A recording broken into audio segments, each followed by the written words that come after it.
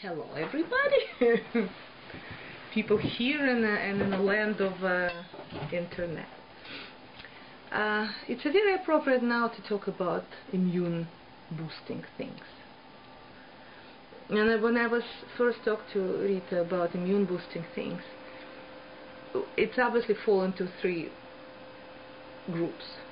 It's what we eat, because even very often people are not really understand that how food affects us, how dramatically it does affect us.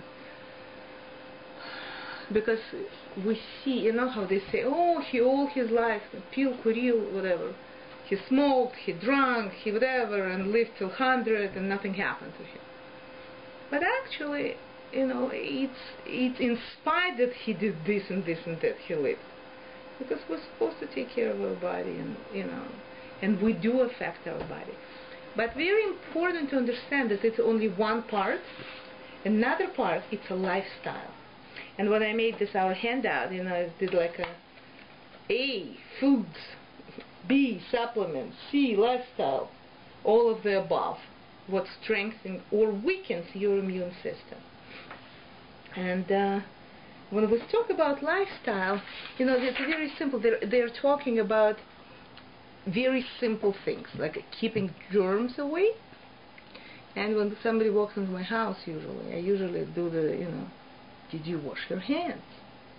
Because if you hold the handle of my door, you know, from outside, it means you already have, and somebody asked me last Tuesday, said, I know the family, there is a boy and a girl, and the girl constantly sick, and she constantly washes her hands, and the boy never washes his hands, and he never sick. Okay, what do you answer? You know, we have to wash our hands. The Jewish thing, we know that we were. Yeah. He's making her sick, and she's not making him sick. Yeah, probably the guy who drops in the bacteria, you know, make her sick. See, it's very interesting because my comment was not to use sanitizers.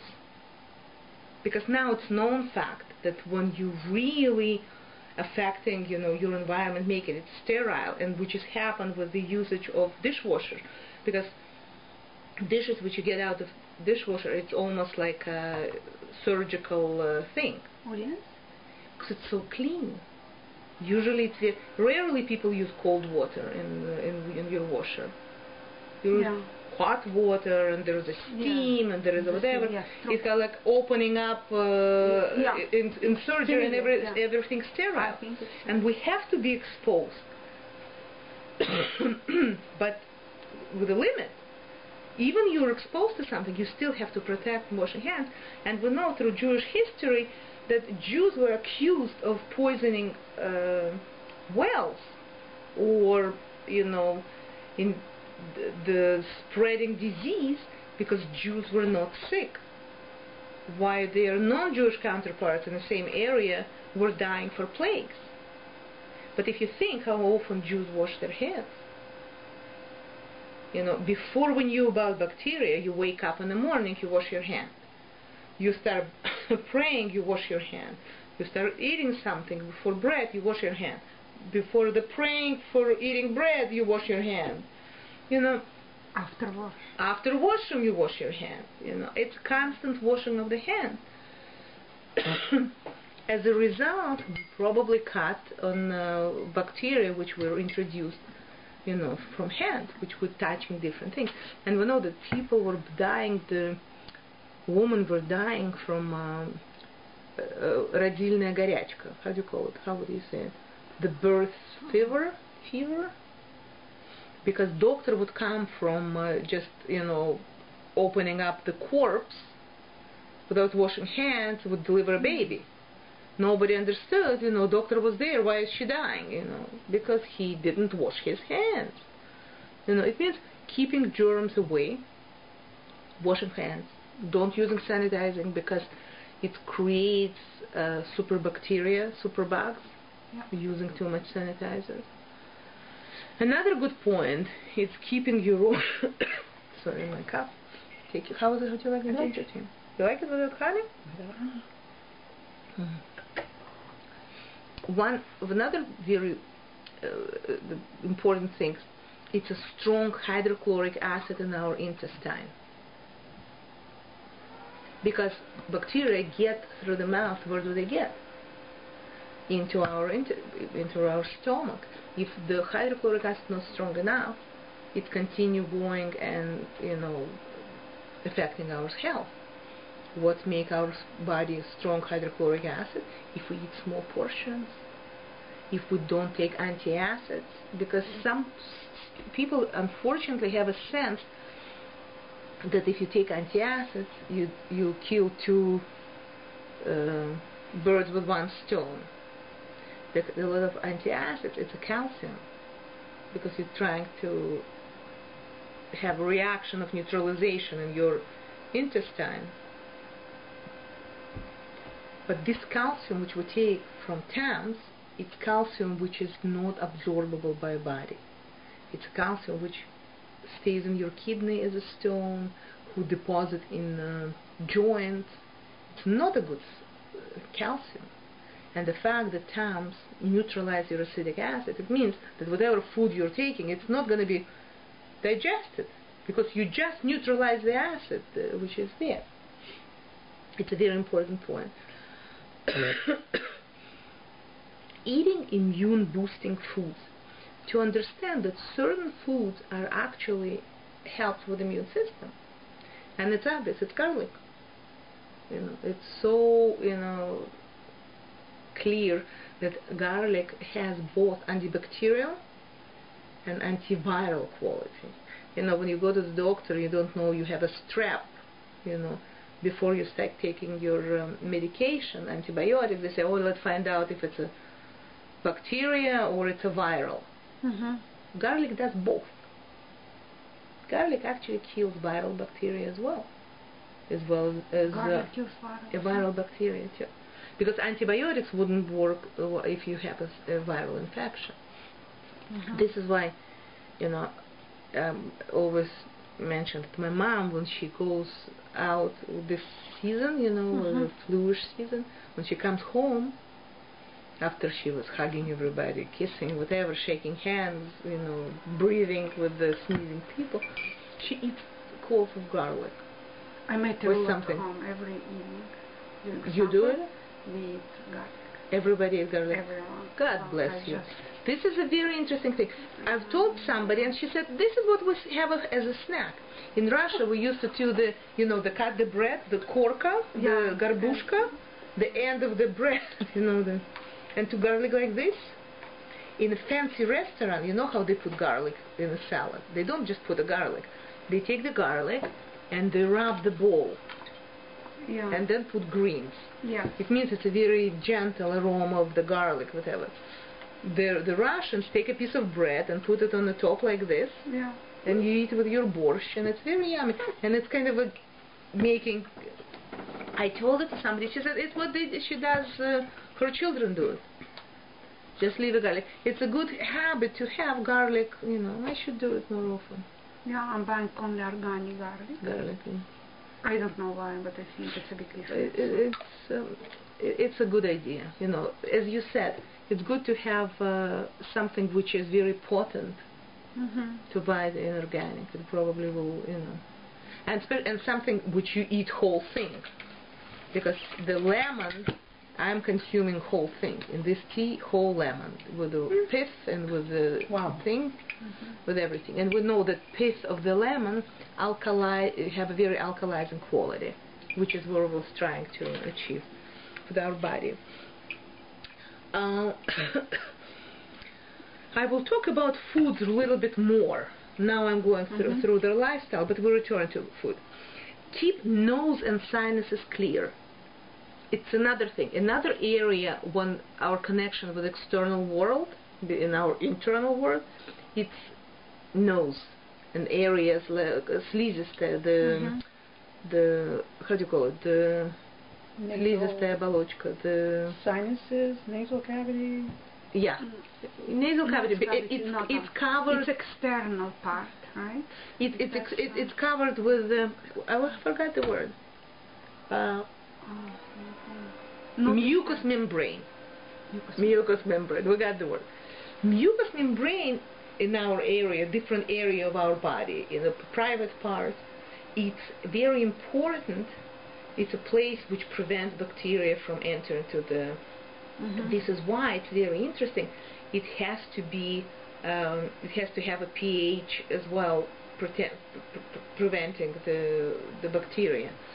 What's interesting you can do for a nose, first of all, rinse it. Do you remember that it's called neti cup, neti pot?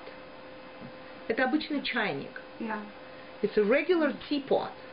When you go to the drugstore, it costs $25. It's a regular thing. It just they put on a nose, on a spout, just a little round thing that it's not sharp, but it's not a big deal.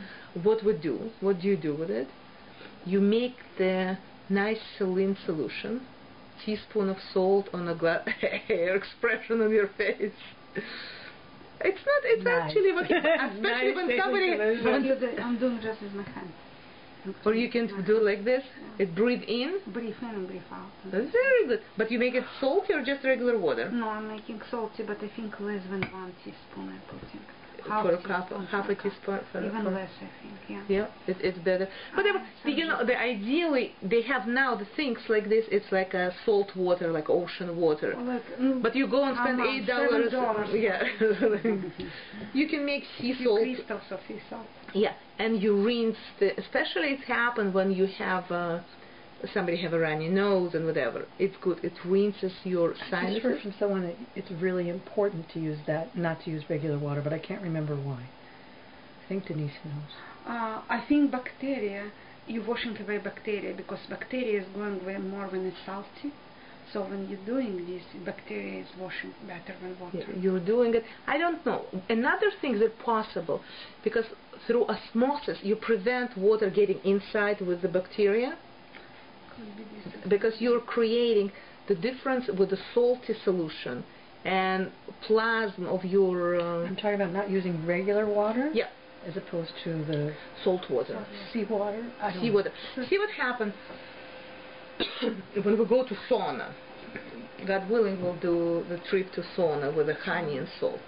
When you put salt on your body with honey, because the difference in concentration of salt between the cells of your body and what's outside draws water out of the cell to the more salty solution. Because it's trying to even out concentration. It's kind of your own water from your body diluting the salt on your skin. This is how you lose the water. This is why you start sweating and detoxing, because with water leaves toxins which is in your cells. So look what's going to happen with your nose.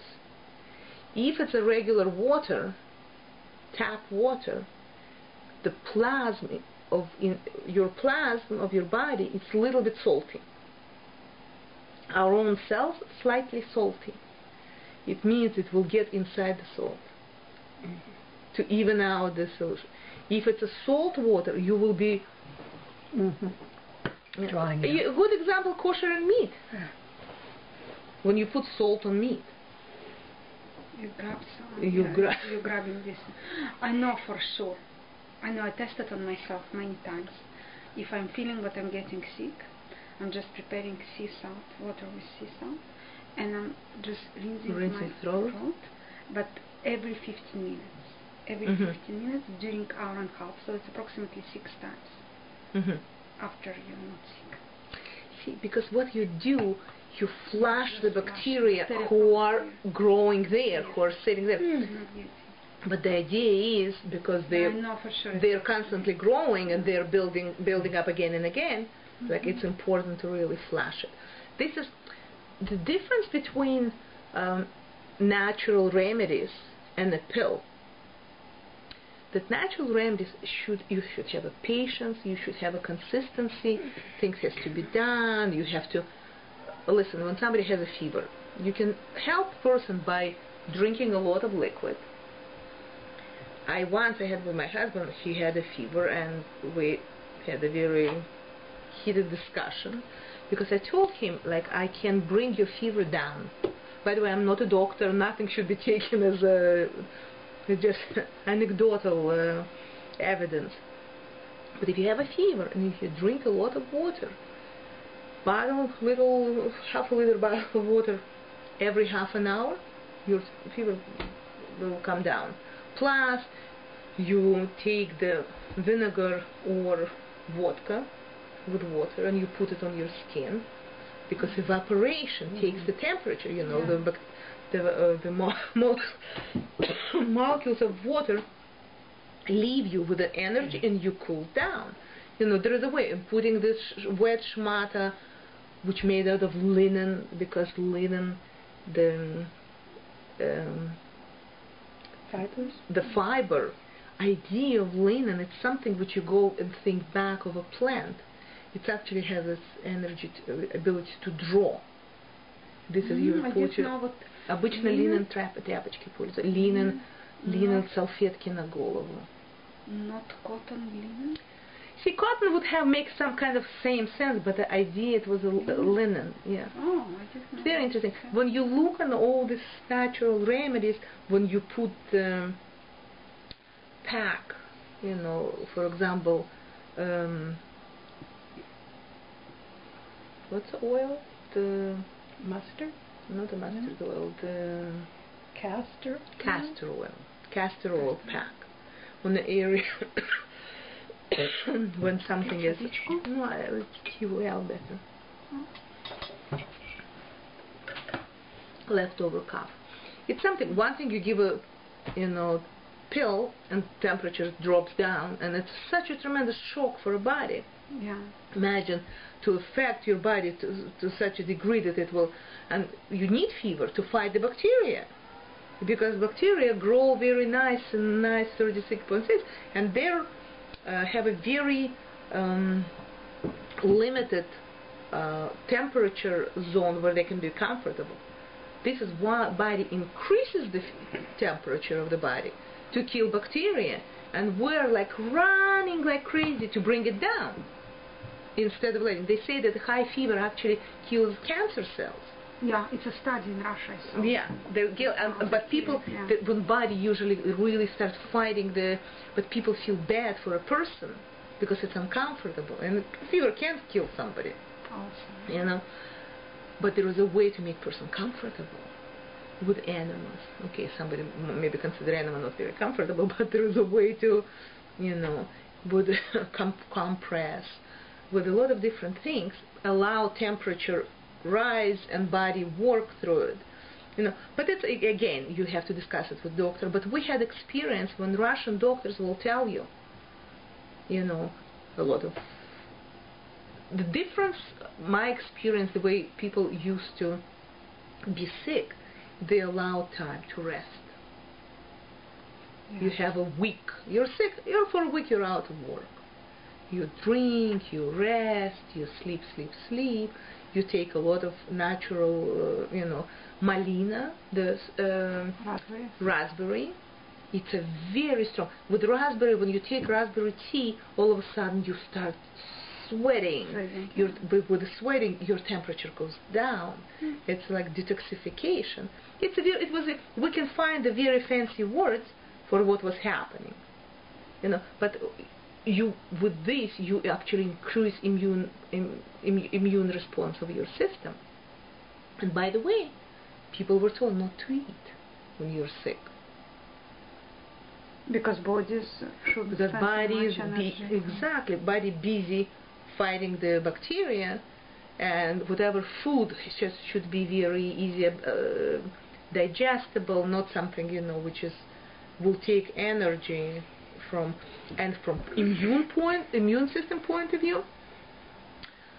The phagocytes, the white blood cells, which are responsible for fighting bacteria and viruses, when you eat and not digest your food properly, or you are allergic, those things, our immune system, the working things of our immune system, have to go and help your digestion.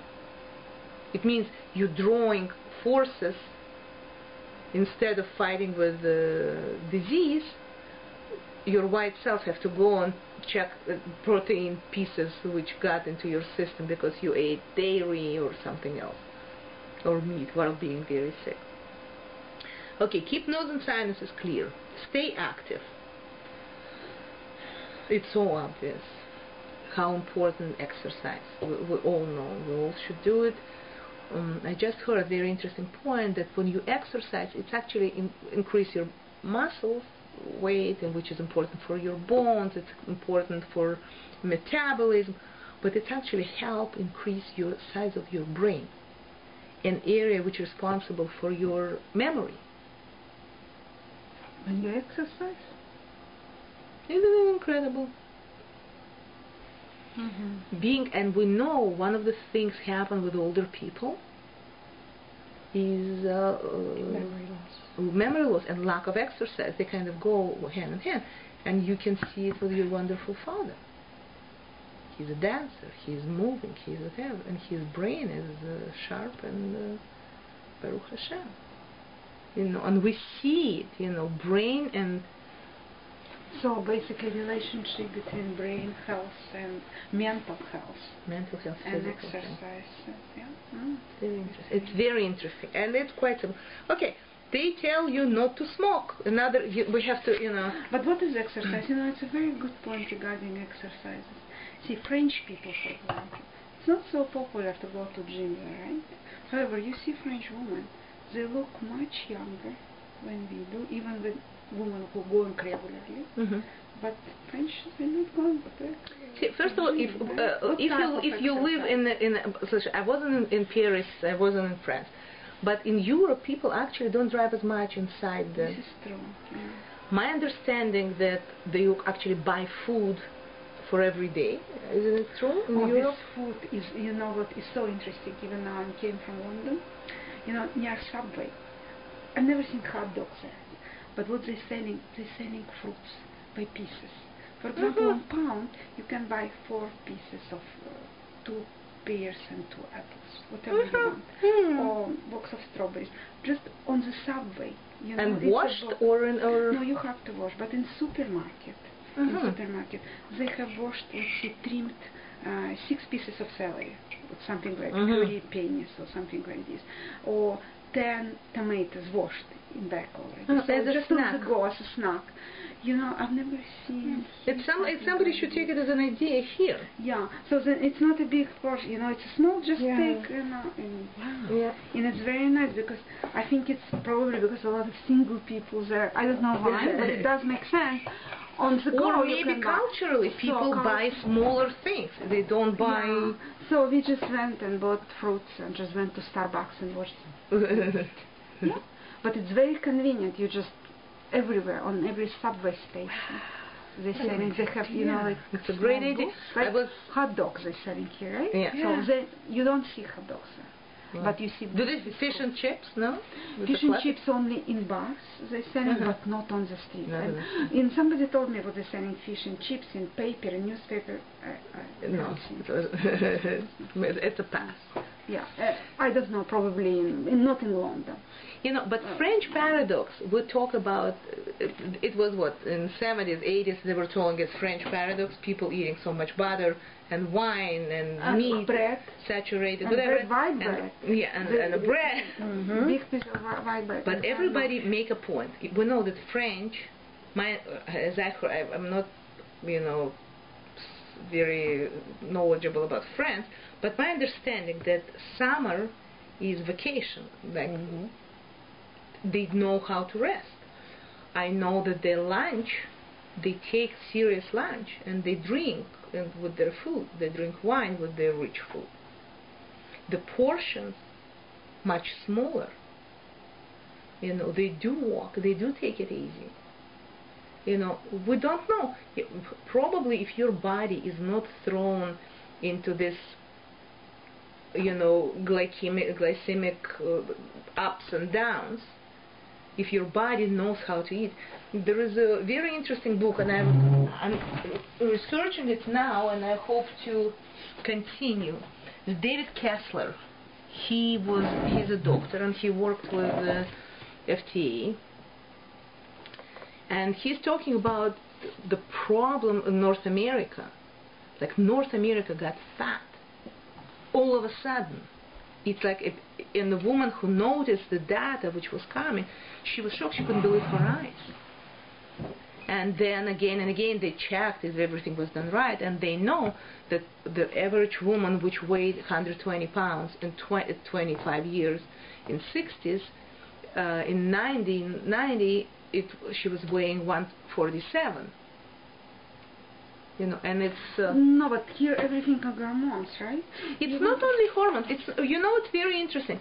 It's not necessarily hormones, because he's describing in this book cases of people who are people of normal weight and people who are overweight, but both of them constantly think about food and what they're gonna eat, and there is a battle, you know, of eating food, not eating, willpower. You know, it's a tragedy. Because if you eat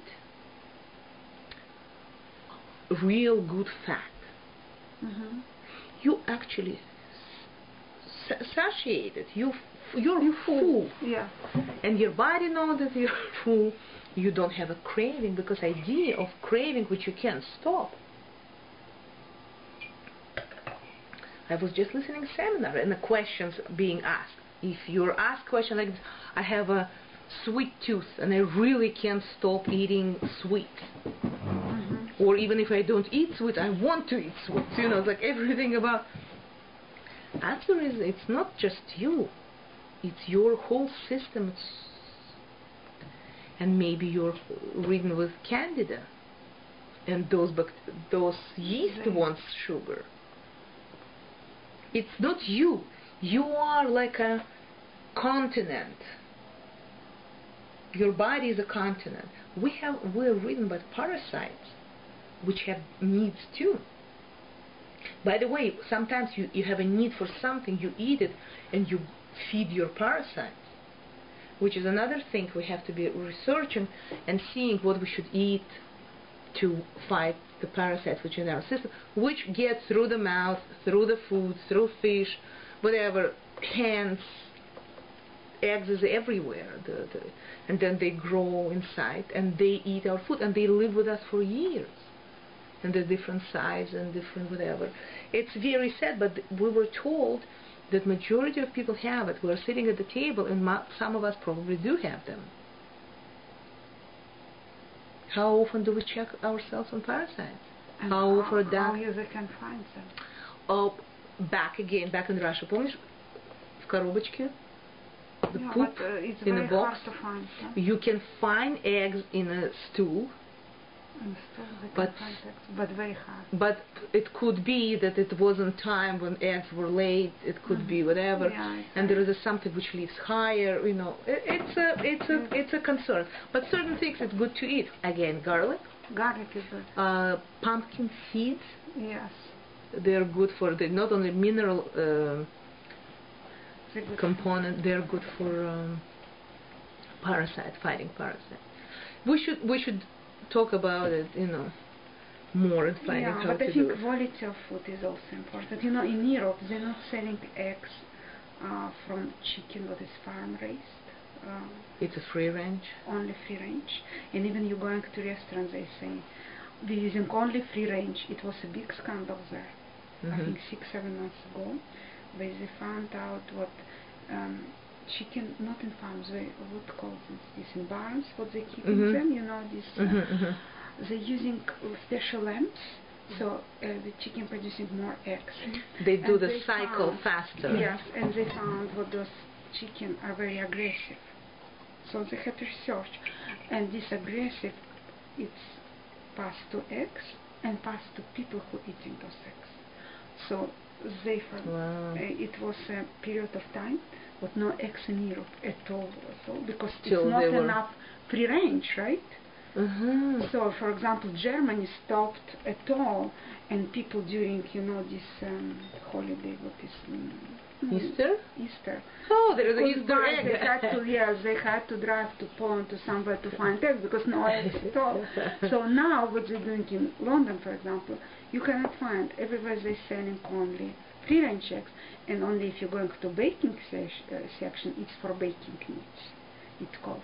But everywhere in the restaurants it says everywhere we're using only free range eggs, because they believe now what this aggressive is passed to people. So I told to my daughter, what's new? Jewish new probably long ago, because this is why you are what you eat, yes. And how you so kill now something. They found about eggs, this one, and it's actually scientifically proven. What eggs from those chicken, it creates more it's aggressive a hormone. people. Yes, hormone would try to. So and you go on there near the food is better there, fruits better, everything is better, because even you're going for coffee, it says organic milk, we're using only organic, like regular, like it's become normal already. It's becoming normal there. And you see, I think it's on its way here too, but not yet. Organic butter. See, here much more expensive. There is only the same price. Sometimes it's no difference. Because, for kosher, they don't have kosher signs. But on the side it says what is kosher. Basically in some places even say, let's see, for butter it says, if it's only milk used, right? Only cream is kosher. However, don't buy this company. This company is not kosher. Only one company is kosher. So you know approximately. You have a list. You have a list, yes, what to buy. So, but you see, it's almost no difference between organic and non-organic. And they say so you can afford. It only will happen the more people use organic, the cheaper it becomes. As we said, lemon was $5.10 for whatever. Now it's much cheaper, no? No, it's today I bought. I bought $3.90 today for 10 pieces. Really? Yeah. Where? In Ambrosia? No, Yummy Market.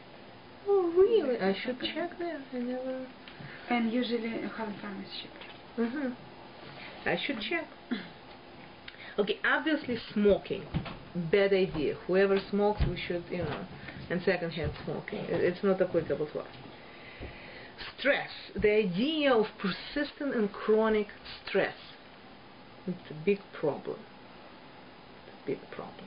And we should learn how to distress ourselves. How are we sitting? Let's sit down nice and... Do you remember how we sitting? Sit down nice on your thighs or whatever. Okay, just good. When we talk about stress, this is a stress too, how you sit in your working place. What is your computer chair? What is, it's very important. They say, studies show they link the chronic stress with reduced blood cell counts. It means your immune defense, and it would be more cold if you have a regular stress. And you got nervous, you got upset, and then all of a sudden you got cold. Because it's so. You caught a cold, you mean? You catch a cold when you're stressed. They say that stress is well associated with triggering autoimmune response to the body. Your body starts killing itself because it's stressed, but there is no enemy. And all of a sudden, your own joints or your own intestine become an enemy. It means there is no. And again, do you remember we were talking? When you're angry, when you're upset, no point in eating. No point eating, because you will not digest anything appropriately. No, usually I cannot eat when I'm stressed. See, it's difficult, but I do. You do eat? Sometimes I'm even aware that how difficult it is to swallow. Body rejects. Body rejects, but I'm like, okay, because I know that I have to rush, and that's like it's only time. This is why, it's how important the hygiene of eating, serving yourself on a nice plate, sitting down, knowing that you drank 20 minutes before you eat, and having, a meal as a... Well, you're supposed to drink 20 minutes before you eat? Because you shouldn't be drinking with your meal, not to diluting the hydrochloric acid, but you should be hydrated enough, because if you're not hydrated enough, you think that you're too hungry, And because we're sometimes taking cues of being thirsty for being hungry, and you're overeating. And it's important to be hydrated. And another thing, why it's important to be hydrated, because when the system is hydrated, you're able to flush bacteria through the system, through kidney. But Lena, what about drinking wine? You know, I paid attention when I'm drinking wine. It's actually relaxing me. So my question is if it's a good idea. According to Rambam, it's a good idea. Rambam have no problem with drinking wine because it's from his point. See, if we're thinking, what is wine? We're not talking about drinking sweet wine. No, dry wine. It's drinking dry wine. Let's think like this. Dry wine helps acidity of your stomach. It doesn't neutralize the acidity of your stomach. It's making it more acidic. We can look at it from another point of view, from microbiotic point of view. There is a concept of yin and yang, something which is more contracting and something which is expansive. There is a concept that some food is like salty food, meat is a contracting food, and some foods like fruit and wine, it's expansive food. Do you remember the yin and yang, two halves of, you know? It means if you're eating something very contractive, like a piece of beef, have a glass of wine. In order kind of to balance it. It doesn't mean that you should be doing it on a regular basis, but a few times a week is fine. You get